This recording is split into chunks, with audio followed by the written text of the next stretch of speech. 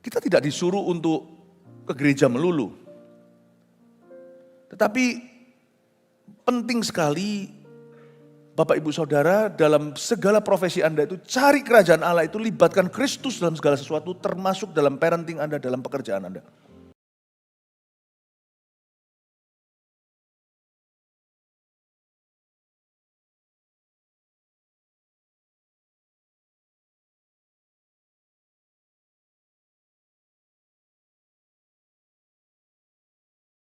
Sudah kami persiapkan dengan baik-baik. Saya akan menyampaikan topik-topik yang sulit dalam keluarga, isu-isu yang kita hadapi di dunia modern ini. Bukanlah sebuah seminar keluarga yang main aman. Maka saya tunjukkan menu seharian ini, tolong Anda telusuri, ikut semuanya. Meskipun ada topik tertentu di ibadah mana mungkin kurang relevan bagi Anda. Misalnya, ibadah berikut ini nanti setelah kebaktian 1, saya akan bicara tentang midlife crisis. Saya akan bicara tentang orang-orang di usia 40-60, tetapi itu relevan for everybody. Meskipun Anda masih belum usia itu, Anda harus mempersiapkan diri. Atau Anda yang sudah lampau usia tersebut, mungkin ada PR-PR belum kelar ketika Anda di cap umur 40-60. Firman itu selalu bermata dua, selalu berbicara kepada semua orang. Dan ibadah pertama juga tidak terkecuali saya mau bicara tentang seksualitas kita dan khususnya dalam konteks membimbing seksualitas anak di era LGBT atau di zaman edan ini. Mungkin anak Anda sekarang udah kelar, nggak ada masalah di bidang ini, di bagian ini. Cucu kali, sekalipun nggak ada masalah, anak cucunya puji Tuhan diluputkan. Saya percaya ini juga berbicara tentang seksualitas kita. Dan kita akan semakin dikokohkan dan semakin diteguhkan di atas dasar kebenaran. Nah itu semua kebaktian full. Hari ini biarkan Tuhan berbicara kepada jemaatnya dan memperlengkapi kita. Supaya kita semakin mengenal siapa diri kita sesuai firman-Nya. Bukan sesuai opini dunia. Mari kita buka sama-sama di ibadah pertama yang berjudul Membimbing Seksualitas Anak di Era LGBT ini. Saya ambil dari Efesus 6 ayat 1-4, bicara hubungan tentang orang tua dan anak, saya baca lebih dulu ya, kita baca aja sama-sama 4 ayat saja kok. Ya. Boleh sambil bangkit berdiri kita membacanya.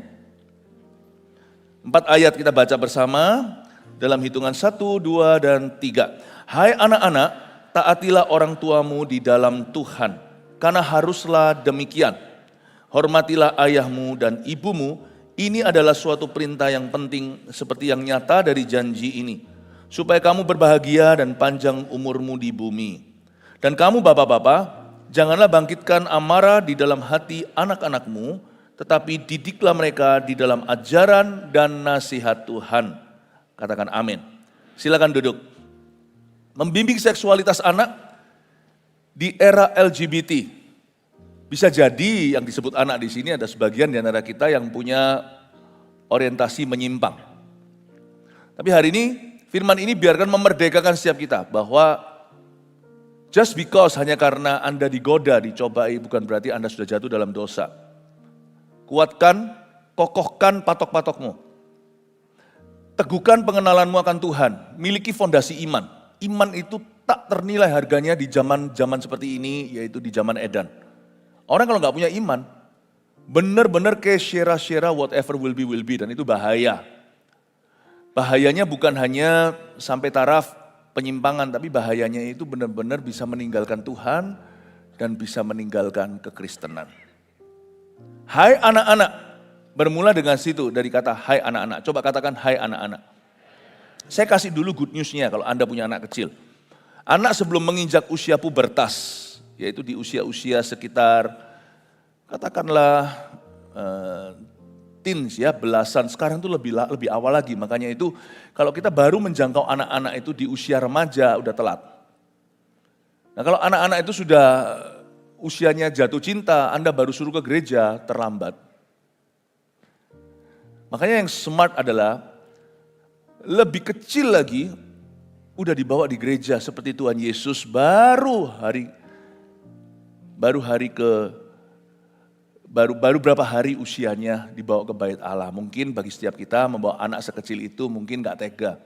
Tapi jangan dibuat lambat-lambat. Dengan kau proteksi, kau lindungi di rumah, enggak kena virus, enggak kena kuman.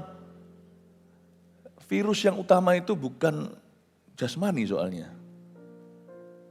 Yang lebih bahaya adalah rohani. Kalau itu sudah jadi gaya parentingmu, lindungi gini, ada satu waktu kau enggak akan bisa lindungi anakmu. Bawa ke Tuhan. Kalau pas saya lagi enggak khotbah di sini di rooftop, saya keliling, saya pergi ke nursery. Waktu di area baby situ saya sapa beberapa volunteer kita, saya berterima kasih pada mereka menjaga jemaat, anaknya jemaat dengan sebaik-baiknya. Pada mereka sendiri juga punya urusan. Waktu saya ketemu sama mereka, saya salami, lalu saya lihat anak-anak beberapa di sana, cuman melihat begitu, saya tidak mau ganggu karena mereka semua lagi main, lagi tidur, saya cuma lihat, oke, baik, semuanya berjalan dengan baik. Saya bersyukur pemuridan di gereja ini bermula dari nursery. Meskipun mereka belum bisa sungguhan dimuridkan, tapi kita sudah memberikan perlakuan yang sebaik-baiknya. Itu dikasih disinfektan, dirapikan, barang-barang di-clear dari situ, enggak dicampur bayi dengan gudang. Saya tunggu anak-anak itu untuk nanti hari Sabtu pukul 1 di Eagle Kids nanti ketika mereka pre-teens atau pra-remaja. Sebab anak-anak ketika masih kecil itu mudah pembentukannya. Kabar baiknya adalah sebelum mereka pubertas, anak-anak itu belum punya orientasi yang tetap. Orientasi seksual. Belum terbentuk. Jangan percaya dusta yang iblis lemparkan di dunia ini bahwa ada orang yang dilahirkan gay. Itu enggak betul. Di usia-usia ini, usia rawan ini banyak sekali yang masih eksplorasi seksualita mereka. Anak-anak kecil nggak ngerti. Mereka belum menetapkan hati. Dan di usia-usia ini sangat rawan dengan gender confusion atau yang namanya kebingungan gender. Nah kalau kita sebagai kompas orang tua dan gereja tidak mengarahkan, di situ banyak yang tersesat nanti waktu sudah dewasa. Lupa apa yang terjadi di masa kanak-kanak itu. Kebingungan itu, keterusan, dan akhirnya dunia yang pimpin mereka. Jadilah konklusi-konklusi tersebut. Tapi mereka lali, mereka lupa di usia-usia itu apa yang mereka alami. Jadi kita bisa dengan mudah berasumsi bahwa memang sudah dilahirkan begini. Not true. Memang ada orang yang dilahirkan cacat tubuh. Nah kita nggak ngerti karena kita hidup di dalam dunia yang penuh dengan ketidaksempurnaan. Dunia ini adalah dunia jatuh, warisan Adam dan Hawa. Tapi kita nggak perlu jatuh. Karena Tuhan Yesus sudah menebus kita. Nah kita itu hidup di dalam dunia yang ada kecacatan. Cacat. Sehingga mereka tidak bisa menikah misalnya. Secara fisik nih. Bukan berarti bahwa mereka di dalam dirinya itu ada orientasi tertentu.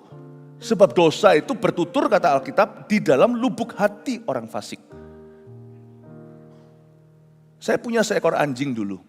Anjing itu sudah dikebiri. Udah dikebiri. Ya kalau anjing gak apa-apa disebut namanya apalagi sudah mati. Ya, namanya Bubble. Anjing Shih Tzu. Udah dikebiri. Masih terus cari anjing betina.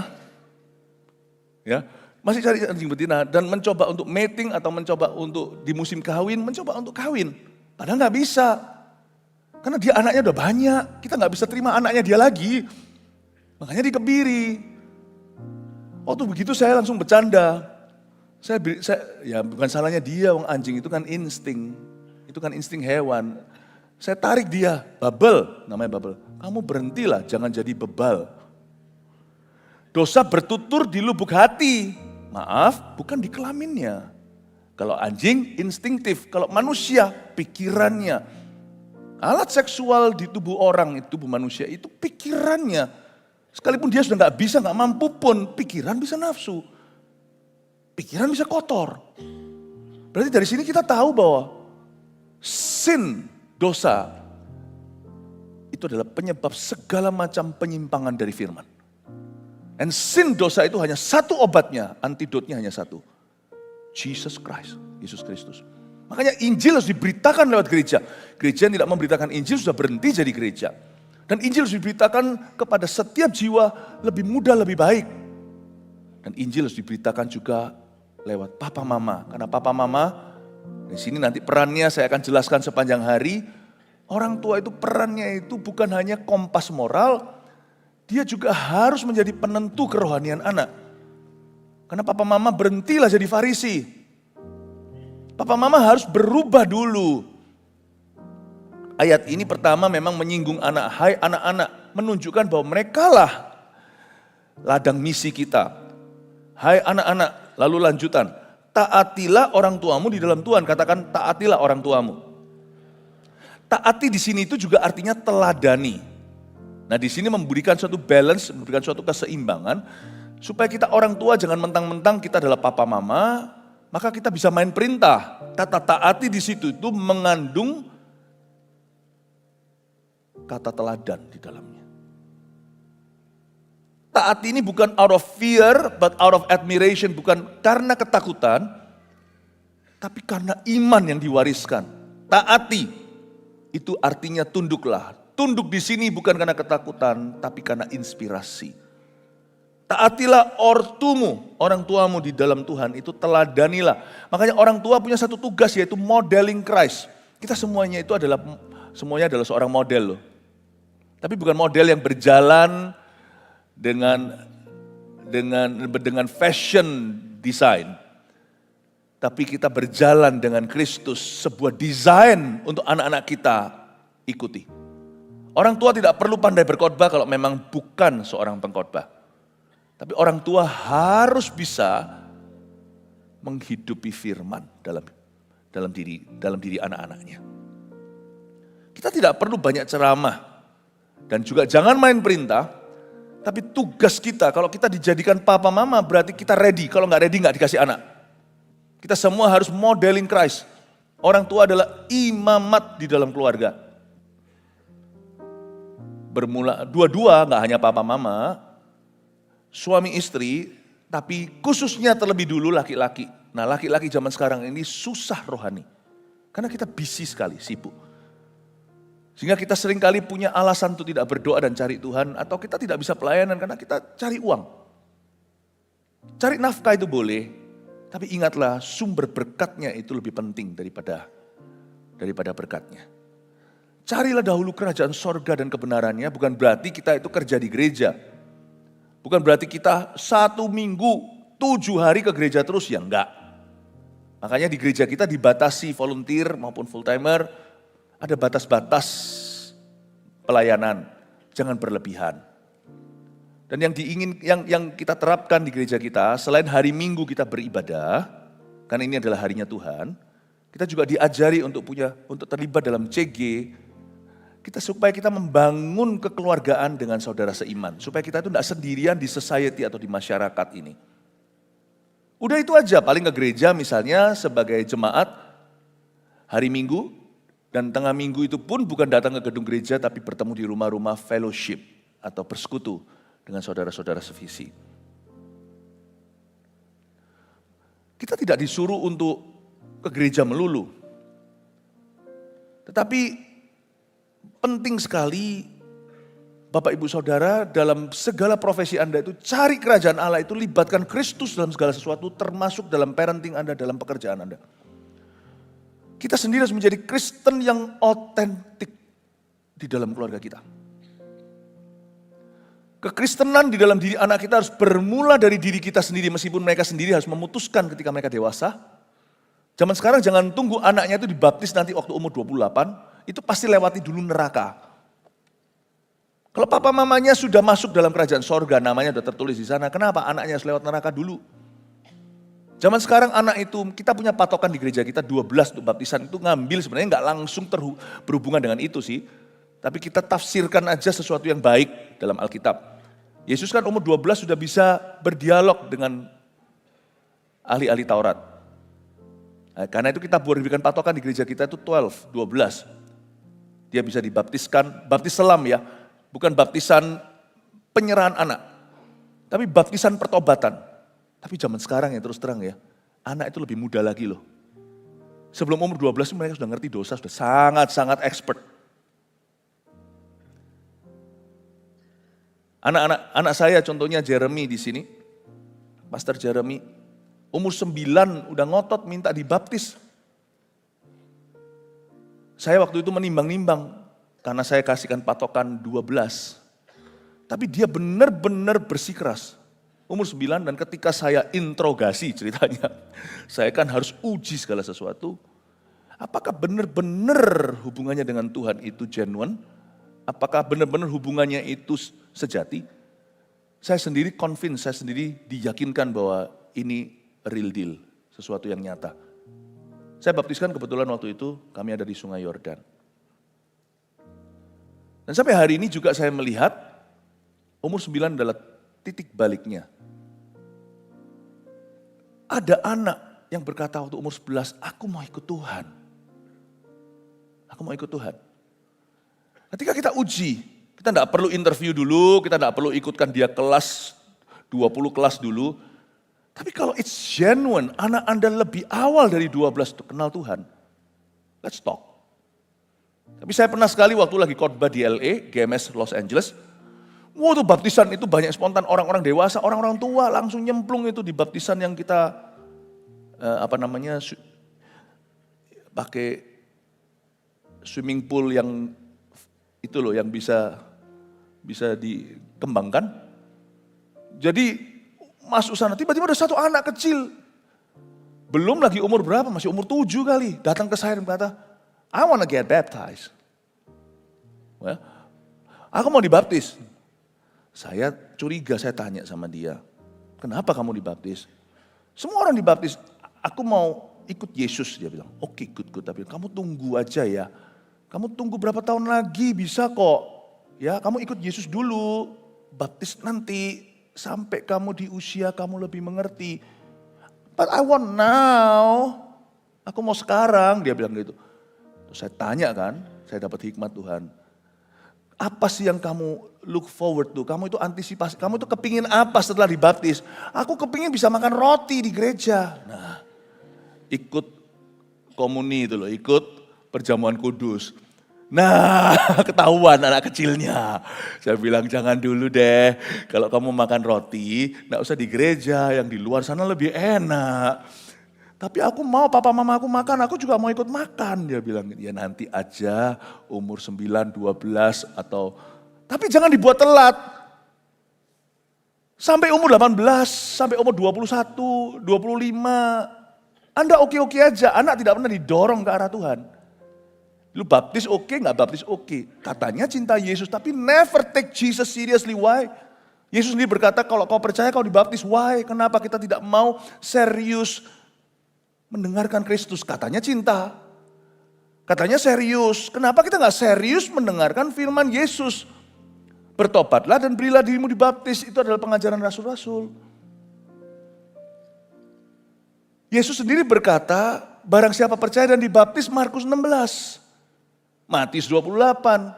Sebelum mereka dimuridkan, ajarkan mereka segala sesuatu yang kuperintahkan. Yesus berkata, jadikan semua bangsa muridku, baptislah. Nah kenapa sampai umur 48 hari ini masih alot, masih susah. Beberapa di sini masih umur 52. Enggak, ogah-ogahan, enggak hari ini. Why? If you love Jesus, if you believe, you say you believe in Jesus. Anda berkata, Anda percaya Yesus. Why? Compromise His word. Kenapa kita mengkompromikan firman-Nya?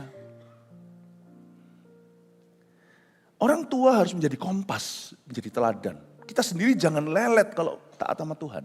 Kita gak harus pandai khotbah, tapi kita harus jadi firman berjalan. Menjadi contoh otentik kekristenan bagi anak-anak kita sendiri. Karena di Alkitab dikatakan di ayat 1 kalimat terakhir, karena haruslah demikian. You see, ortu papa mama adalah discipler, mau gak mau, meskipun kita tidak punya titelnya, kita juga bukan PDP, pendeta pembantu, kita juga bukan STH, sarjana teologi ya. Kita semuanya itu discipler atau yang harus memuridkan, turut memuridkan putra putri kita sendiri. Dan God's discipleship, pemuridan Tuhan itu selalu sifatnya long term. Pemuridan Tuhan itu sifatnya long term. Jadi papa mama jangan merasa, tapi aku belum cukup baik. Gak apa-apa, jadilah lebih baik loh. Aku belum cukup benar, jadilah benar lah mulai hari ini. Karena discipleship dengan anak itu sifatnya long term atau berjangka panjang. Amin. Dan biarkan haruslah demikian itu gini loh. Harusnya begini. Hubungan papa anak, orang tua anak itu harusnya begini secara rohani. bukan bersifat pengobatan. Kalau bersifat pengobatan sudah agak terlambat, tapi belum telat. Dalam Kristus tidak ada kata terlambat. Harusnya sifatnya pencegahan, bukan pengobatan. Tapi sekarang banyak orang tua yang seperti lepas kendali sama putra-putri sendiri. Sama anak-anaknya rasanya sudah dia tidak berkuasa. Sehingga dia teriak kanan kiri, tolong, tolong, siapa bisa tolong anakku? Beritahu sama anakku untuk berubah. Tolong beritahu anakku untuk ke gereja. Kalau saya sih bolak-balik langganan, beberapa orang berkata, tolong Pastor Philip, beritahu anak saya supaya sungguh-sungguh sama Tuhan. Cuman saya itu gak tega, hati saya itu gembala, saya itu bukan yang pendeta yang keliling-keliling sikat kiri kanan lalu habis itu cabut dari situ. Enggak, di sini saya itu gembala. Hati saya itu masih gudulu sebelum apa-apa, hati saya itu kan tergerak oleh belas kasihan. Tapi kalau saya tega, saya akan ngomong gini, loh suruhlah sendiri, jangan suruh saya. Kalau saya tega, saya akan berkata kalau saya disuruh, tolong suruh anakku untuk sungguh-sungguh. Saya bisa bilang sama orang tua itu, loh kamu yang suruh dia, kok suruh saya? Anak siapa itu? Kenapa kita cuci tangan, hai Pilatus? Setelah menyalibkan Yesus, kenapa kita cuci tangan terhadap anak cucu kita sendiri? Why? Kalau memang yang paling penting dalam hidup ini adalah kerajaan sorga dan kebenarannya loh ya, kenapa kita cuci tangan? Sedangkan kalau urusan anaknya sekolah di mana, sekolahnya bergengsi atau tidak, anaknya wah diurusi sejelimet-jelimetnya, sespesifik-spesifiknya. Karena kita menitik beratkan akademis, which is good, sesuatu yang bagus. Tapi tahukah Anda bahwa akhirnya yang membuat anak Anda happy suatu hari itu bukan academic achievement mereka atau pencapaian akademis mereka. Buat apa seseorang memperoleh seluruh dunia tapi kehilangan nyawanya? Pada akhirnya membuat anak itu sungguh-sungguh mengalami rencana Bapa. Itu karena dia mengikut Yesus. Dan bagaimana dia bisa ikut Yesus kalau dia tidak punya teladan? Harusnya papa mama yang paling ngotot, anak harus ke gereja. Saya sama istri saya, sama anak-anak begitu, harus. Tapi ini Mam ada gini. Enggak, kalau memang kamu pelayanan. Kami yang ajarkan, tapi kami berhak mengajarkan, mereka juga enggak bisa bantah karena kami menunjukkan dulu. Waktunya CG. Tapi enggak apa-apa lah Mam sekali, bolos sekali. Enggak apa-apa lah. No, iman. Ya. Karena maminya sudah langsung tahu aja, enggak perlu tanya sama saya dulu, kita satu suara. Karena itu janganlah gegeran di depan anak, janganlah berbeda opini dalam hal-hal yang inti. Anak akan melihat crack atau keretakan itu. Ya. Coba tanya Daddy. Mamanya kan bilang begini, Daddy juga akan suruh kamu ke CG. Oh iya. Untung saya kadang-kadang gak apa-apa lah Mam sekali-kali yang. Tapi kalau setelah istri saya ngomong begitu, gak jadi deh. Iya saya diingatkan, iya betul ya. Saya harus tegas di rumah maupun di gereja harus tetap sama. Ya betul, setuju sama Mami. Tetap harus ke CG. Meskipun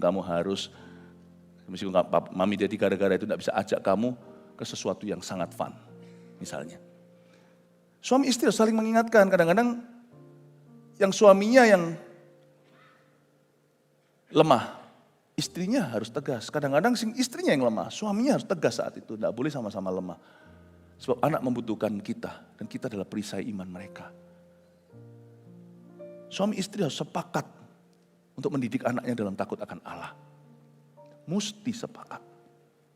Ya. Karena haruslah demikian. Anak itu tidak boleh menjadi medan perang, harus dimenangkan. Mereka harus menjadi medan pemuritan. Untuk terus dibimbing dalam Tuhan. Jangan tunggu sampai titik pengobatan, kita baru setelah itu berusaha. Tapi kita harus berada selalu di level prevention atau pencegahan. Tidak perlu anak itu melalui lembah yang buruk dulu, baru mereka bisa kenal Kristus. Kalau papa mamanya sudah kenal Kristus, mereka harusnya sudah berjalan di jalan yang benar oleh karena namanya. Dan sudah berjalan selalu melewati rumput hijau dan air tenang, bukan berarti mulus tanpa masalah. Tapi mereka mengenal Allah di setiap musim kehidupan mereka. Orang tua apakah ini too much, apakah ini keterlaluan untuk diterapkan? Tidak. Kalau Anda merasa apa yang saya sampaikan ini standarnya tinggi sekali, jangan rendahkan untuk mencocokkan diri dengan situasi Anda sendiri. Mari kita sama-sama bertumbuh di dalam Kristus. Kita kejar ketinggalan kita. Saya percaya dalam Kristus ada pengharapan, berarti tidak ada kata terlambat kalau kita mau hari ini. Amin Bapak Ibu. Dalam parenting juga kadang-kadang kita masih buat kesalahan. Seperti saya katakan tadi, discipleship atau pemuritan itu jangka panjang. Karena itu kalau Anda membuat kesalahan dalam parenting, nggak apa-apa. Mungkin marah berlebihan segalanya, tinggal minta maaf, jangan gengsi. Karena I'm sorry adalah satu sifat Kristiani. Coba katakan pada anak Anda, sorry ya. Bolak-balik di dalam sejarah, dalam keluarga kami. Ketika saya sendiri mungkin miss dalam 1-2 hal, saya pasti ngomong sorry sama anak-anak saya. Dan saya bersyukur, kita tidak perlu jadi sempurna parents atau orang tua yang sempurna. Tapi di mana ada kasih, di situ kasih itu akan menutupi banyak sekali kesalahan. Asal ada kejujuran, akan sangat mudah anak itu bisa murah hati sama kita. Saya pernah sekali minta maaf sama anak saya karena mungkin saya terlalu tegas, terlalu keras. Saya bersifat lebih tegas sama anak sendiri malah daripada sama orang lain. Sama anak orang lain. Anak orang lain saya bisa sungkan, kalau anak sendiri, kalau bukan saya siapa lagi? Kadang-kadang saya tegas dan terlalu tegas. Nggak pernah pukul tapi saya tidak pernah main tangan. Tapi ketika saya agak sedikit kelebihan, agak sedikit berlebihan maksudnya. Saya minta maaf sama mereka. Tidak pernah sekalipun dari 3 anak kami, kalau saya bilang sorry itu mereka berkata, aku benci, tidak pernah. Mereka selalu berkata, it's okay daddy, because there's so much love in our family. Tapi love tidak berarti kita itu kompromi. Oh love lah, lu mau LGBT, papa mama mengasihimu apa adanya. Oh, kalau itu terjadi, seperti Yesus menyucikan bait suci, tunggang balikkan semua perabotan. Kalau itu terjadi, jangan kau harap papa mama berkata, I love you for whatever you are. Sorry, papa mama pasti akan membantumu keluar dari lubang setan ini. Aku tidak bisa terima ini sebagai standar. Orang tua harus pekat, bukan hanya sama hadirat Tuhan, tapi sama firman. Kita harus tahu what's right, what's wrong. Di zaman edan ini segala sesuatu tidak ada yang absolut. Kita harus tahu hitam itu apa, putih itu apa. Abu-abu pun harus tahu ini abu-abu muda atau abu-abu tua. Kita harus tahu, orang tua harus tahu firman. Lanjutkan.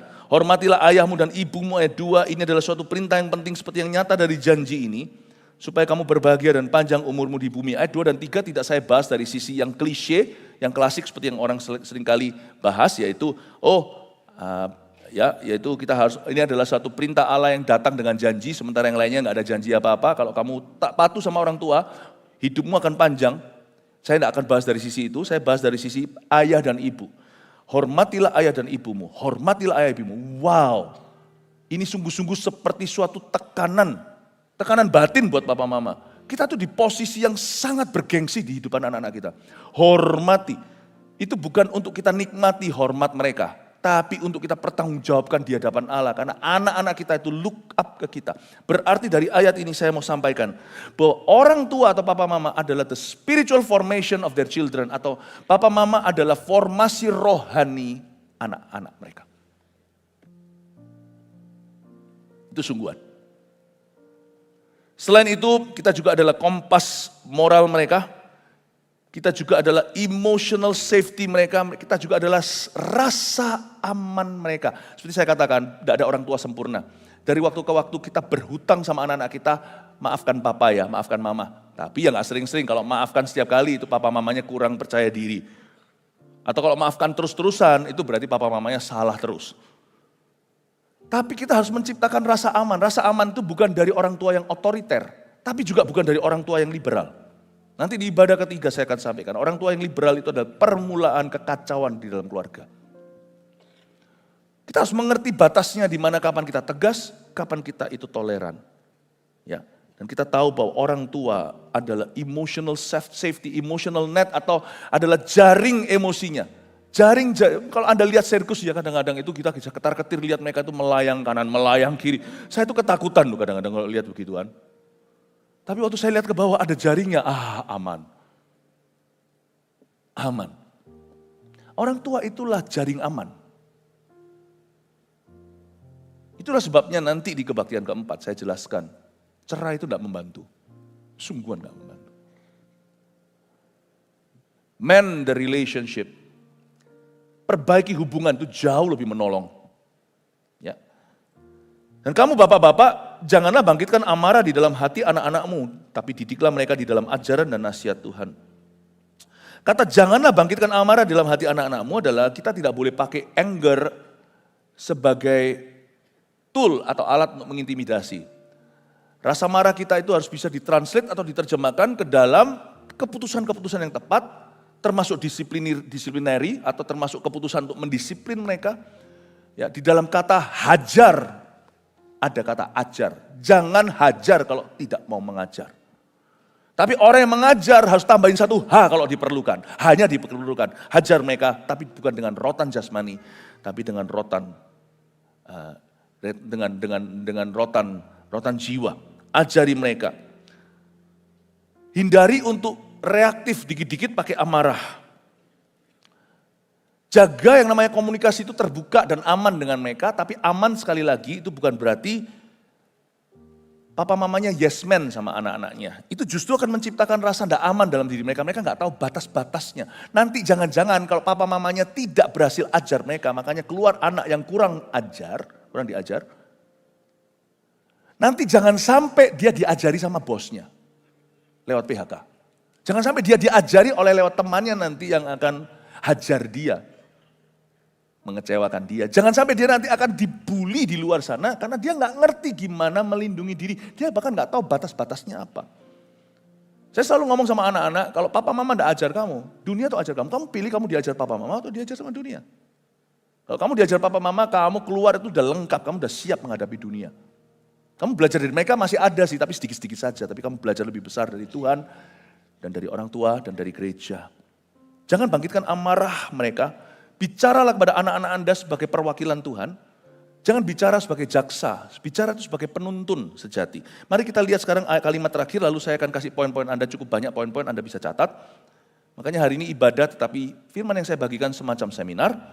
Didiklah mereka di dalam ajaran dan nasihat Tuhan. Katakan didiklah mereka dalam ajaran dan nasihat Tuhan. Jadi orang tua otomatis merangkap perannya. Dan peran ortu itu otomatis kalau Anda melahirkan anak. Itu biologi.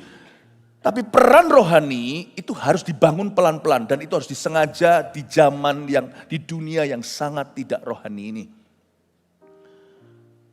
Nah, saya menemukan bahwa bagian ini banyak orang Kristen bolong.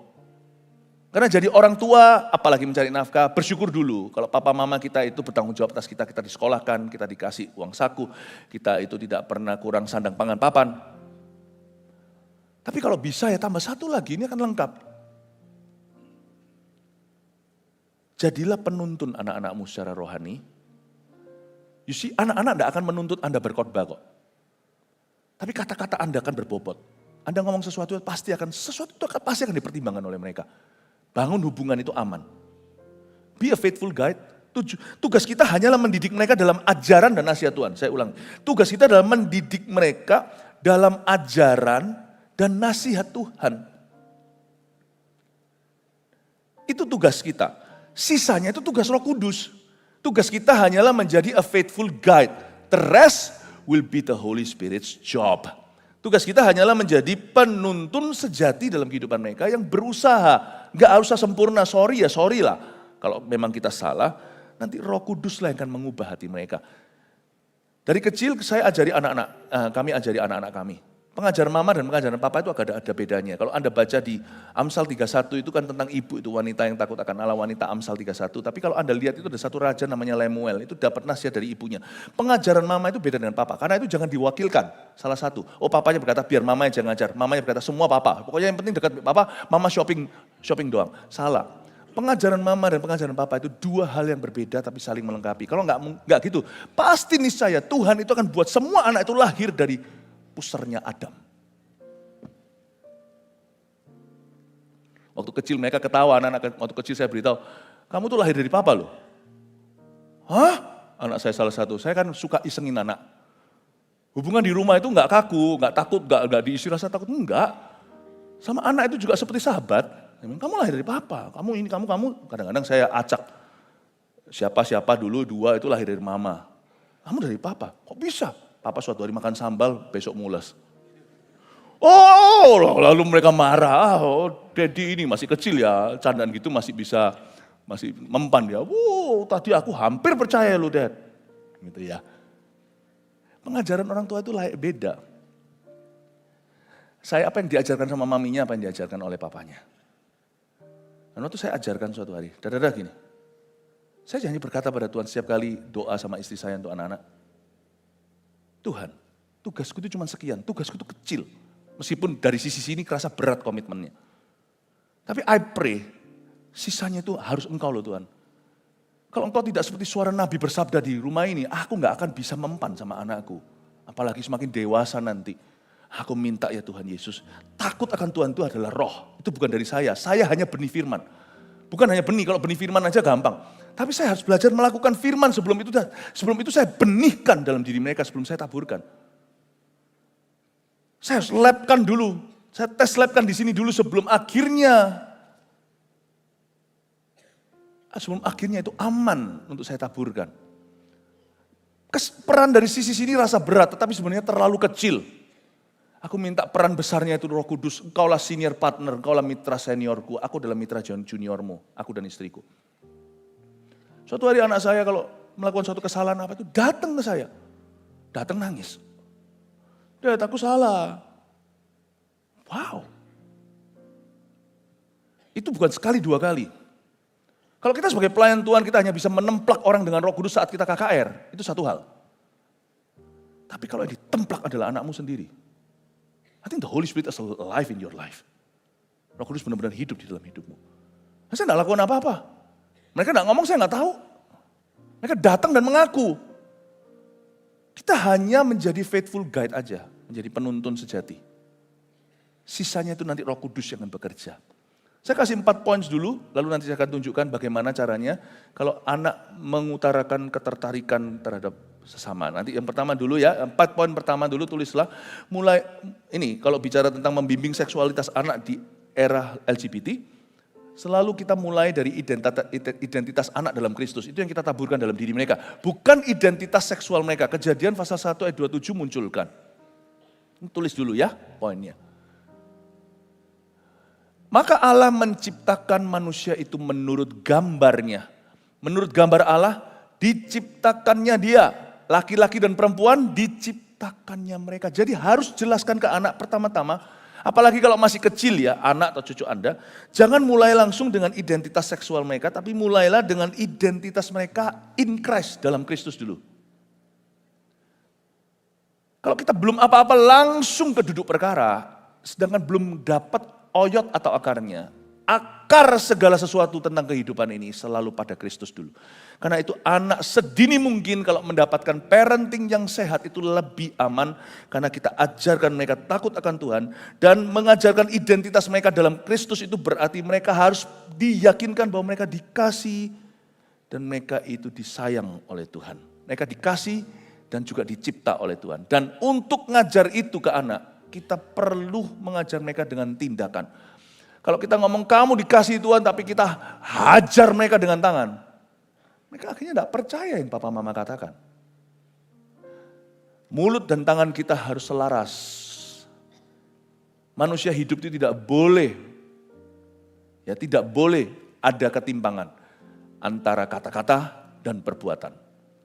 Itulah sebabnya yang pertama-tama kita harus tanam dalam diri mereka adalah child, anakku, Tuhan cinta padamu.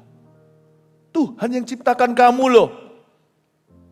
Saya bisa bercanda gitu, ujungnya saya beritahu kalian semua adalah ciptaan Allah. Tuhan yang menciptakan dan titipkan ke kandungan mama. 2, ajarkan dengan jelas rancangan Allah tentang seksualitas mereka. Kejadian 2 ayat 24, jadi kita mulai jelaskan desainnya dari Tuhan. Karena sekarang ini zaman Eden, kalau Anda di Indonesia puji Tuhan ya, di Asia masih aman.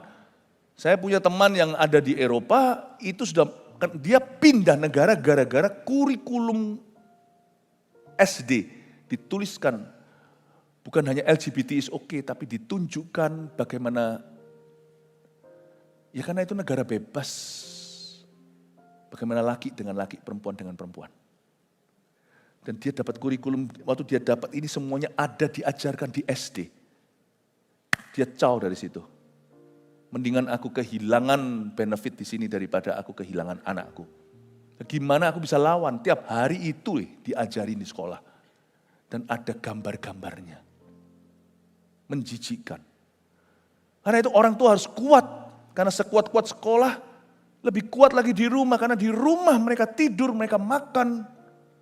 Mereka hidup sehari-hari. Perangnya akan terjadi, tetapi kita harus perangi dari sisi ini. Sebab itu seorang laki-laki akan meninggalkan ayahnya dan ibunya. Dan bersatu dengan istrinya. Sehingga keduanya menjadi satu daging. Coba lihat laki, coba dilihat di sana istrinya perempuan, sehingga keduanya menjadi satu daging.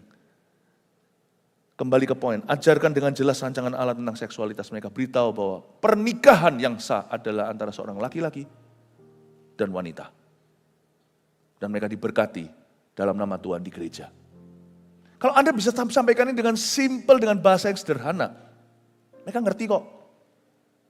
Sebelum masuk ideologi-ideologi dunia yang nggak menentu ini. 3, bedakan antara pencobaan, ketertarikan, dan perilaku dosa. Nah ini perlu diterapkan. Mulai definisikan dosa itu apa, what sin is. Bedain antara pencobaan, baru digoda, baru tertarik, atau perilaku sungguhan, sudah sampai ke perbuatan. Yakobus 1 ayat 14 dan 15 bunyinya, tetapi tiap-tiap orang dicobai oleh keinginannya sendiri. Karena ia diseret dan dipikat olehnya. Lanjut. Dan apabila keinginan itu telah dibuahi, tunggu ya, di level ayat tadi itu pencobaan belum dosa. Tapi karena just because hanya karena belum berdosa saat dicobai, janganlah kau mencobai dirimu sendiri. Lari hai Yusuf, larilah dari istri Potifar itu. Jangan justru cemplung masuk kalau pertemanan itu mengganggu. Kalau kita tahu bahwa itu toksik, jangan kau pertahankan dan jangan dinetralisir. Maaf ya, ada di sini yang mau makan kotorannya sendiri, tapi dinetralisir. Di Jepang kapan lalu ada satu, saya enggak tahu itu benar atau enggak, itu sama mereka itu bukan kayak, maaf ya, urinnya sendiri dinetralisir, demikian rupa-rupa jadi air jernih, tapi kita tahu bahwa itu urin sendiri. Enggak maulah minum. Kenapa kok ada pertemanan yang dipertahankan? Karena sudah tahu itu jelas toksik ke arah narkoba dan homoseksualitas. Kenapa kau pertahankan? Tetap jadi teman. I don't understand. Itu sama dengan minum urin sendiri, minum dosa sendiri. Bukankah Yesus berkata, gouge it out. Cungkil matamu itu bukanlah perbuatan fisik. Tapi kalau kita mau bertobat, itu radikal, cabut. Dan apabila keinginan itu telah dibuahi, ia melahirkan dosa. Dan apabila dosa itu sudah matang, ia melahirkan maut. Jadi kita harus memberitahu pada anak-anak kita, nah, being tempted doesn't mean that you've sinned. Kamu masih dicobai bukan berarti kamu sudah berdosa. Identitasmu tidak perlu terpengaruh, dan kamu tidak perlu membawa itu sampai ke perilaku. Kalau kamu dicobai, kamu masih digoda. Lari, kamu masih punya kesempatan untuk meninggalkan itu. Kamu punya kesempatan untuk tidak masuk ke situ. Kamu punya pilihan. Jadi kita jangan langsung dikit-dikit langsung alergi, langsung dosa loh. Kita kasih solusi. Yang keempat, yang penting adalah tadi ini. Ya, jadilah teladan Kristen yang menarik dan otentik bagi mereka. Ulangan pasal 6 ayat 6-7 bunyinya. Apa yang kuperintahkan padamu pada hari ini haruslah engkau perhatikan. Terus, haruslah engkau mengajarkannya berulang-ulang kepada anak-anakmu dan membicarakannya apabila engkau duduk di rumahmu. Apabila engkau sedang dalam perjalanan, apabila engkau berbaring, apabila engkau bangun. Perhatikan ayat 7, haruslah engkau mengajarkannya berulang-ulang. Bagaimana supaya pengajaran kita nggak jenuh? Kita harus menjadi contoh yang otentik, artinya genuine. Orang tahu bahwa kita nggak munafik, kita tahu bahwa kita hidup itu meskipun kita masih kadang-kadang terseok-serok, untuk menghidupinya, kita masih juga struggle, kita masih bergumul, kadang-kadang kita sendiri pun masih buat salah, tapi asal kita jujur mengakuinya, orang akan melihat usaha kita, dan itu yang membuat kita otentik di depan mata anak-anak kita. Dan juga selain itu, sesuatu yang menarik. Lihat papa mamanya menjadi inspirasi. Saya doalah di gereja kita akan latih anak-anak demikian rupa dan memperlengkapi Anda, supaya nanti anak-anak kita itu tidak perlu mengidolakan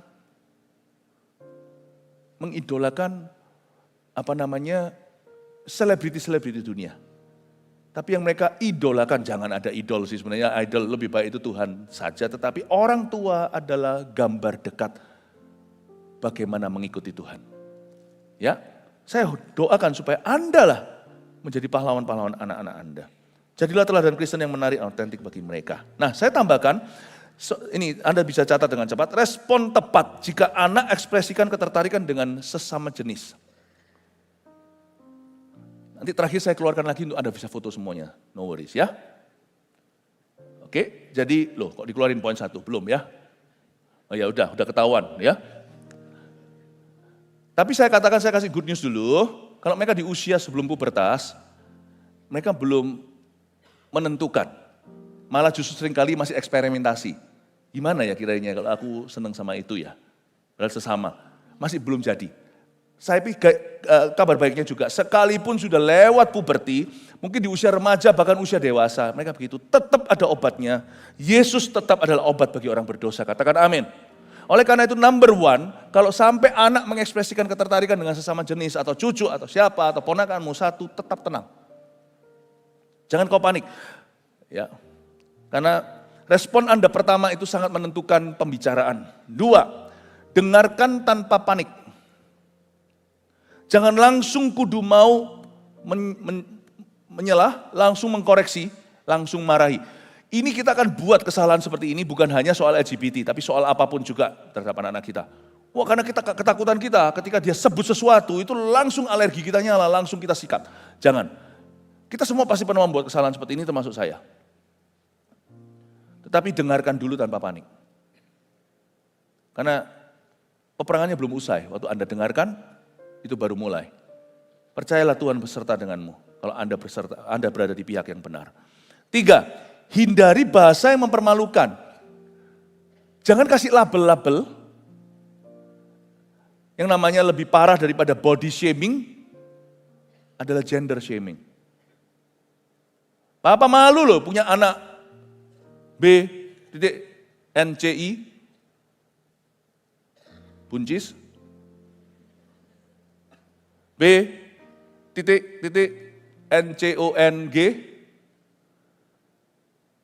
Jangan dibuat gurauan, karena itu justru akan menjadikan. Nah ini kesalahan banyak, tapi nggak bisa salahkan siapa-siapa ya, mau gimana.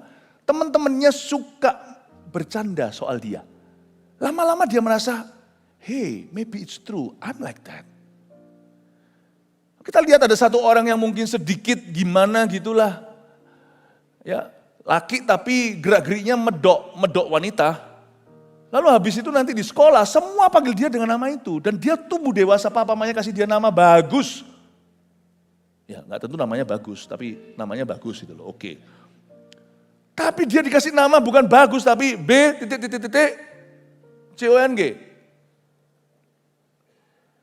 Lama-lama dia dipanggil itu sama sekolahnya. Ya jadilah. Makanya itu bullying itu sangat jahat. Kalau fisik aja nggak apa-apa. Ajari taekwondo selesai dia. Nggak ada yang berani sama dia, ajari karate, ajari jiu-jitsu. Tapi ngapain sih berantem gitu bisa selesai enggak? Tapi yang namanya verbal, emosional, Anda lengkapi enggak anak Anda dengan penerimaan di rumah dan dikasih firman, dikasih tahu caranya handle gimana enggak? Kalau orang-orang manggil dia seperti itu, Anda harus beritahu kamu enggak begitu. Kamu bukan itu, Tuhan menciptakanmu seperti ini. Makanya itu yang keempat, tunjukkan kasih tanpa syarat. Kalau sampai anaknya berkata, "Ma, aku kok senang sama ini." Kalau ngomong, kalau ketahuan, tunjukkan kasih tanpa syarat juga. Jangan langsung Anda menarik diri dari anak Anda secara emosi karena Anda malu. 5, ajarkan fondasi Alkitab yang tentang seksualitas secara bertahap dan sesuai usia. Saya tambahkan, Anda bisa tambahkan itu, secara bertahap dan sesuai usia. Saran saya misalnya kalau anak dari umur 5-10, di bawah 5 mungkin tidak ngerti, Anda bisa cukup menunjukkan padanya, memberitahu padanya bahwa pernikahan itu adalah idenya Allah. Atau anak umur 5-10 bisa ngerti kok. Mami, daddy, papa, mama nih married hari ini, jadi papa mama itu karena idenya Tuhan. Dan pastikan loh ide Tuhan bagus, tapi habis itu Anda berantem terus, dia berkata, God had a bad idea. Tuhan punya ide yang sangat buruk. Ini idenya Allah. Anda bisa ajari pada anak-anak Anda bahwa marriage is God's gift. Ya, dan Anda ajari juga badan mereka itu oke, badan mereka itu baik. Saya ajari anak-anak saya dari kecil. Kamu tidak usah nginep-nginep kemana-mana, sana sini. Hati-hati ya dengan yang gitu-gitu. Bukan berarti kita jadi orang yang paranoid juga bukan, tapi harus bijaksana. Jangan cul-culan soal begitu. Tidak boleh siapapun juga. Pegang badanmu dengan cara yang membuat kamu risih, tidak enak, atau pegang bagian-bagian badan, tidak boleh. Papamu aja tidak pernah gitu sama kamu. Hati-hati, kamu tidak boleh masuk satu kamar dengan siapa. Baik itu dia itu temanmu, orang yang di usia tidak boleh. Enggak, selalu tanya sama kita. Jadi tidak bisa, badanmu itu berkat Tuhan. Mereka belum ngerti hormonnya gimana, tapi saya ajari mereka untuk protect badan sendiri. Diajari. Umur 11 sampai 13 mungkin bahasanya agak beda, yang disebut dengan ajarkan fondasi Alkitab tentang seksualitas secara bertahap dan sesuai dengan usia itu. Mungkin yang di usia 11 sampai 13 itu lebih ke ajari mereka kalau kamu mulai senang sama orang itu oke loh. Tapi kamu jangan berbuat sesuatu terhadap itu. Attraction mungkin di usiamu sekarang ini, senang sama orang. Dulu waktu di usia tertentu kamu masih lebih kecil, sama ini hihi nggak mau, tapi sekarang mulai ha. Dulu kan nggak mau hihi, cowok sama cewek hihi, loh masih usia TK, SD gitu hihi, mulai tuding-tudingan. Tapi di usia 11, 13 mulai kepingin gandeng-gandengan. Saya ajari sama mereka, badanmu mulai berubah. Jadi kalau kamu tiba-tiba ada keinginan segalanya itu, bukan berarti kamu harus lakukan sesuatu. Ngomong aja, salurkan dengan baik dan benar. Saya pernah ngomong dengan anak saya, waktu itu saya ajak kita makan es krim sama-sama. Karena anak saya suka makan. Anak siapa yang gak suka makan, ya kan? Duduk sama-sama. Itu saya ajari, waktu di usia-usia 11-13 itu mungkin ya. Dia bilang, gini loh, kamu kalau jatuh cinta itu gak apa-apa. Jadi saya selalu yang akan inisiatif, ini tugas sudah bagi tugas sama mamanya. Kalau masalah tentang hidup cinta mereka, papa yang perlu banyak cover tahu. Dan dengan cowok seperti apa, dengan cewek seperti apa, masukannya beda. Lalu habis itu suatu hari saya ajak salah satu anak saya makan es krim sama-sama, waktu lagi makan es krim di sebuah mall. Lalu saya ngomong-ngomong gini, kamu senang sama orang siapa sekarang? Ngomong aja gak apa-apa, hati-hati jangan ketawa. Maksudnya kalau Anda tanya gitu lalu diberitahu, ketawa lu buta, jangan gitu. Dengan ngomong soal itu jadi hilang bisanya. Sengatnya tidak ada. Dia ceritakan, oh iya lalu saya mulai cerita. Papa dulu juga pernah suka sama orang, SD suka sama orang, lama suka sama orang. Wah senang banget, tapi untung gak pacaran lah apalah segalanya untung, kenapa? Ya ternyata hari ini itu sama sekali bukan tipe papa. Oh iya gitu ya dad, iya. Aku ketemu sama your mom, how I met your mother gitu lah ya. Gimana aku ketemu sama mamamu gitu, semua dia tahu ceritanya. Wah itu ya, I know I found my true love. Itu ya bisa benar-benar gak ada angin, gak ada awan. Itu di mall kita lagi makan dan sama-sama ngadap ke depan. Tiba-tiba jalan, ding, orang itu yang saya pernah suka. Ini beneran Tuhan. Pas lewat, tapi saya harus respect sama semua orang. Setiap orang kan relatif ya, relatif. Tipe-tipe setiap orang itu beda-beda. Tipe benua pun lain kok. Korea punya idealismenya sendiri, gini loh cantik. Coba ke India, beda. Lain, Afrika lain lagi. Ya, lain lagi. Tapi waktu lewat gini, kita sama-sama lihat, tapi itu orangnya saya beritahu. Tapi dia lewat gitu. Ya tentunya kita tidak sapa-sapaan. Tapi saya masih ingat itu orang lewat itu. Tidak usah tanya ya.